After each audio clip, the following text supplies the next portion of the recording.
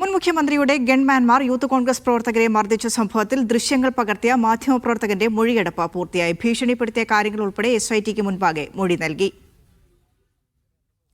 ഫൈസൽ അസീസ് ഉണ്ട് ആലപ്പുഴയിൽ നിന്ന് വിശദാംശങ്ങളുമായി. ഫൈസൽ, ഏത് രീതിയിലായിരിക്കും SIT റിപ്പോർട്ട് നൽകുക? മുൻ മുഖ്യമന്ത്രിയുടെ ഗൺമാൻമാരെയും വിളിച്ചു വരുത്തിയിട്ടുണ്ട്. അവർ ഹാജരായിട്ടുണ്ടോ? മൊഴിയെടുപ്പ് പൂർത്തിയായോ?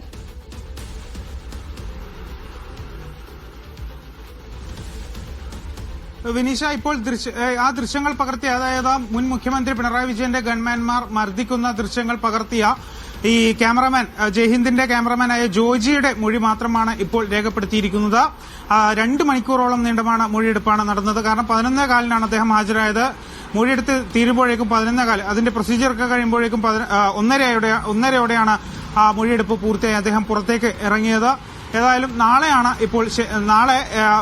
കേസിലെ പരാതിക്കാരും അതുപോലെ മർദ്ദനമേറ്റ് ആലപ്പുഴ MLA ആയ AD തോമസ്, അതുപോലെ യൂത്ത് കോൺഗ്രസിന്റെ നേതാവ് അജയ് ജോയൽ കുര്യാക്കോസ് എന്നിവരുടെ മൊഴി നാളെ രേഖപ്പെടുത്തും. മാത്രമല്ല, ഈ ഒരു വിഷയത്തിൽ വരും ദിവസങ്ങളിലായിരിക്കും ഈ ഗൺമാൻമാരെ വിളിച്ച് ആലപ്പുഴയിലേക്ക് വിളിച്ചു വരുത്തി അവരുടെ മൊഴിയെടുക്കും. ഏതായാലും ദ്രുതഗതിയിൽ തന്നെ അന്വേഷണം നടത്തി റിപ്പോർട്ട് സമർപ്പിക്കാനാണ് SITയുടെ നീക്കം. SITയുടെ മുൻപാകെ ഹാജരായാണ് മൊഴി നൽകിയിരിക്കുന്നത് ഒരു മാധ്യമപ്രവർത്തകൻ. ഈ ജയ്ഹിന്ദ് ക്യാമറാമാന്റെ ഏതെങ്കിലും തരത്തിലുള്ള പ്രതികരണം നമുക്ക് ലഭ്യമായിട്ടുണ്ടോ? എന്ത് തരത്തിലായിരുന്നു മൊഴിയെടുപ്പ്? എന്ത് കാര്യങ്ങളാണ് പ്രത്യേക അന്വേഷണ സംഘം ആവശ്യപ്പെട്ടത് എന്ന തരത്തിലുള്ള എന്തെങ്കിലും വിശദാംശങ്ങൾ?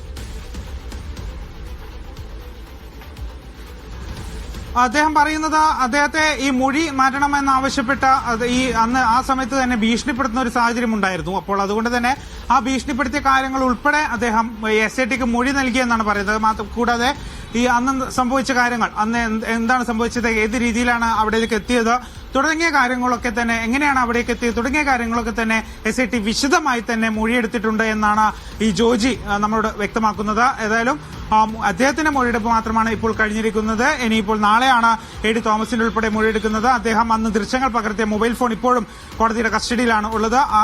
അതിന്റെ ഫോറൻസിക് പരിശോധന ഉൾപ്പെടെ വരേണ്ടതുണ്ട്. അത് ഈ ആഴ്ചയോടെ തന്നെ ലഭിക്കുമെന്ന് തന്നെയാണ് SIT വ്യക്തമാക്കുന്നത്. എത്രയും വേഗം അന്വേഷണം പൂർത്തിയാക്കി അതിന്റെ റിപ്പോർട്ട് സമർപ്പിക്കുക എന്ന രീതിയിൽ തന്നെയാണ് SIT മുന്നോട്ട് പോകുന്നത്. ശരി, ഫൈസൽ അസീസ് ആണ് ആലപ്പുഴയിൽ നിന്ന് വിശദാംശങ്ങൾ പങ്കുവച്ചത്. AD തോമസിന്റെ പ്രതികരണം കൂടെ വന്നിട്ടുണ്ട് ഇക്കാര്യത്തിൽ. നമുക്ക് ആ പ്രതികരണത്തിലേക്ക് പോകാം.